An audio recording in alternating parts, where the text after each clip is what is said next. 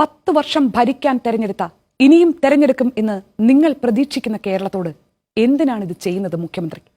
കേരളം ഇടതുമുന്നണിയോട് എന്ത് തെറ്റ് ചെയ്തു? എന്തിനാണ് കേരളത്തിലെ മനുഷ്യരുടെ നെഞ്ചിലേക്ക് തീ കോരിയിടുന്നത്? എന്തിനാണ് കേരളത്തിലെ മനുഷ്യരെ തമ്മിലടിപ്പിക്കാൻ നോക്കുന്നത്? 10 കൊല്ലത്തെ വികസന പ്രവർത്തനങ്ങൾ കൊണ്ട് മാത്രം അധികാരത്തിൽ തിരിച്ചു വരും എന്ന് നിങ്ങൾ വിശ്വസിക്കുന്നുണ്ടെങ്കിൽ എന്തിനാണ് ഇവിടുത്തെ മനുഷ്യരുടെ മനസ്സിൽ വെറുപ്പിന്റെ, സംശയത്തിന്റെ വിത്തുകൾ പാകിയെടുക്കാൻ നോക്കുന്നത്?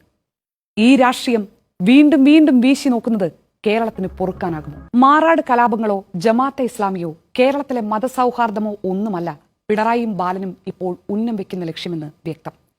കേരളത്തിലെ ഭൂരിപക്ഷ സമൂഹത്തോട് UDF വന്നാൽ ന്യൂനപക്ഷങ്ങൾക്ക് ഭരണത്തിൽ സ്വാധീനം കൂടും എന്ന് പേടിപ്പിക്കണം. അങ്ങനെ ഭൂരിപക്ഷ വികാരം തെരഞ്ഞെടുപ്പിൽ ഇടതുമുന്നണിക്കൊപ്പം നിൽക്കണം. ഏത് ദേശീയ സാഹചര്യത്തിൽ, ഏത് സാമൂഹ്യ സാഹചര്യത്തിൽ നിൽക്കുമ്പോഴാണ് ഈ വർഗീയ ധ്രുവീകരണ ശ്രമം എന്നത് കേരളത്തെ ആശങ്കപ്പെടുത്തണം.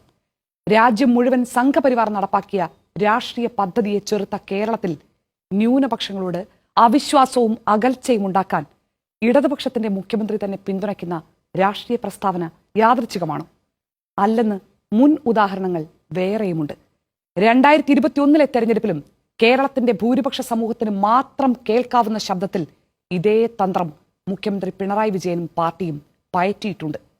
തരാതരത്തിന് ഭൂരിപക്ഷത്തെയും ന്യൂനപക്ഷത്തെയും വശത്താക്കാൻ ശ്രമിക്കുന്ന രാഷ്ട്രീയം ഇതാദ്യമായല്ല കേരളം കാണുന്നത്. ഇവിടെ ജമാഅത്തെ ഇസ്ലാമിയുടെ രാഷ്ട്രീയമാണോ AK ബാലനും അദ്ദേഹത്തെ പിന്തുണയ്ക്കുന്ന മുഖ്യമന്ത്രിയും ചോദ്യം ചെയ്യുന്നത്?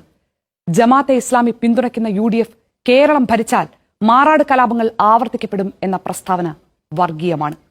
കേരളം മറക്കാൻ ആഗ്രഹിക്കുന്ന മാറാട് കലാപങ്ങളുടെ വേദനിപ്പിക്കുന്ന ഓർമ്മകളിലേക്ക് രാഷ്ട്രീയ ദുഷ്ടലാക്കോടെയുള്ള അനാവശ്യ കടന്നുകയറ്റമാണ്.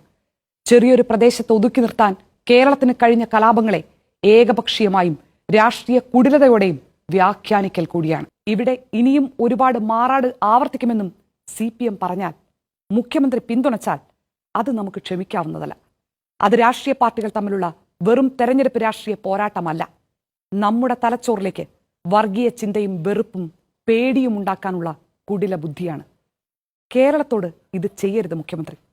കേരളം ഈ വർഗീയത അർഹിക്കുന്നില്ല.